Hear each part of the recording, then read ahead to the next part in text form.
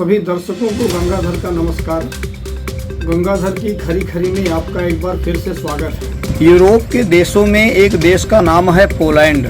वहाँ की राजधानी वर्सो में एक विदेशी युवक ने भगवान श्री कृष्ण पर ही केस कर दिया।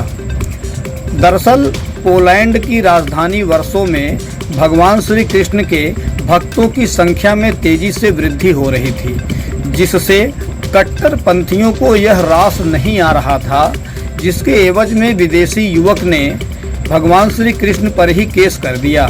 और जब मामला विदेशी कोर्ट में पहुंचा तो फिर क्या होता है, आइए देखते हैं इस रोचक जानकारी से भरी वायरल वीडियो को। ये हिंदू धर्म का प्रभाव काफी तेजी से फैल रहा था। उन दिनों अमेरिका, रूस, ऑस्ट्रेलिया सहित तमाम बड़े देशों में नागरिक रोजाना हजारों की तादाद में इस्कॉन संस्था से जुड़कर हिंदू धर्म अपना रहे थे। भगवत गीता के प्रचार प्रसार के कारण कृष्ण भक्तों की संख्या लगातार बढ़ती जा रही थी। विदेशी सड़कों पर मृदंग और हारमोनियम पर हरे कृष्ण नाम संकीर्तन में लोग स्वतः ही शामिल होकर नाचने लगते थे। ईसाई, यहूदी, मुस्लिम तमाम लोग धर्म छोड़ रहे थे। ये सब देखकर कट्टरपंथियों के सीने पर सांप लौटने लगे।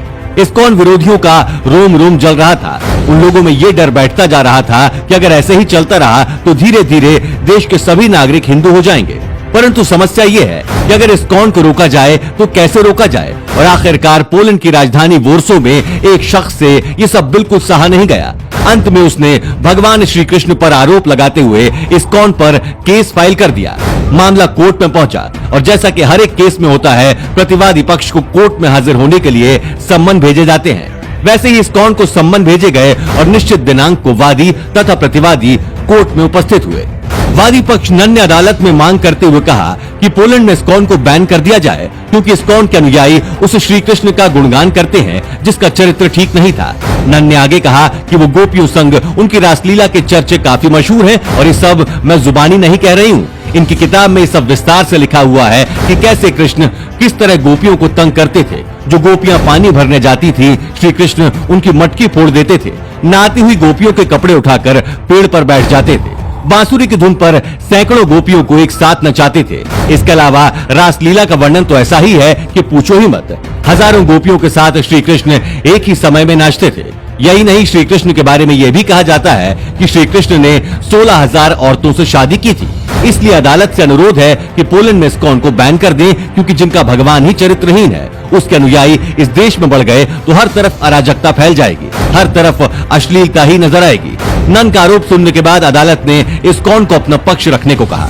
तब इस्कॉन के एक विद्वान ने अदालत से विनती करते हुए कहा कि माय लॉर्ड, मैं ज्यादा कुछ नहीं कह रहा। आप इस नन से शपथ को दोहराने के लिए कहें जो शपथ इन्होंने नन बनते समय ली थी। इस बात पर जज ने उस शपथ को तेज आवाज में बोलने के लिए कहा, परंतु नन कुछ नहीं बोली, वो चुपचाप खड़ी रही। तब इस्कॉन के विद्वान ने जज से कहा कि यदि अदालत की अनुमति हो तो शपथ को पढ़कर सुनाना चाहते हैं। जज ने अनुमति दी। इसके बाद उस व्यक्ति ने सबके सामने जोर जोर से पढ़कर उस शपथ को सुनाया, जिसमें साफ साफ लिखा था कि नन बनने वाली हर एक स्त्री नन बनते समय ये शपथ लेती है कि जीसस क्राइस्ट ही उसके पति हैं और वो आजीवन उनकी पत्नी बनकर रहेंगी। उसने आगे कहा कि मिलॉर्ड, इस तरह से देखा जाए तो पूरी दुनिया में 10 करोड़ से अधिक नन हैं जो कि जीसस क्राइस्ट की विवाहिता पत्नी है। और जहाँ तक कि श्री कृष्ण की 16,000 पत्नियों की बात है तो उसके विषय में इतिहास है कि भौमसुर नामक असुर ने अमर होने के लिए 16,000 कन्याओं को बलि हेतु बंदी बनाया हुआ था। भगवान श्री कृष्ण ने भौमासुर का वध करके उन सभी 16,000 कन्याओं को आजाद कराया और समाज में उन कन्याओं का तिरस्कार न हो, इस कारण उन 16,000 कन्याओं ने भगवान श्री कृष्ण को अपने पति के रूप में स्वीकार कर लिया और भगवान श्री कृष्ण ने उनके सम्मान के लिए उनसे विवाह किया। ऐसे में अब कोर्ट तय करे कि भगवान कृष्ण और जीसस क्राइस्ट किसका चरित्र ठीक नहीं है। इस बात को सुनकर कोर्ट रूम तालियों से गूंज उठा और हरे कृष्णा के जयकारे लगने लगे और ये केस उसी वक्त खारिज हो गया। तो दोस्तों, भगवान कृष्ण पर निराधार सवाल उठाने वालों को आप क्या संदेश देना चाहेंगे, हमें कमेंट में लिखकर बताएं। साथ ही इस वीडियो को शेयर जरूर करें। धन्यवाद।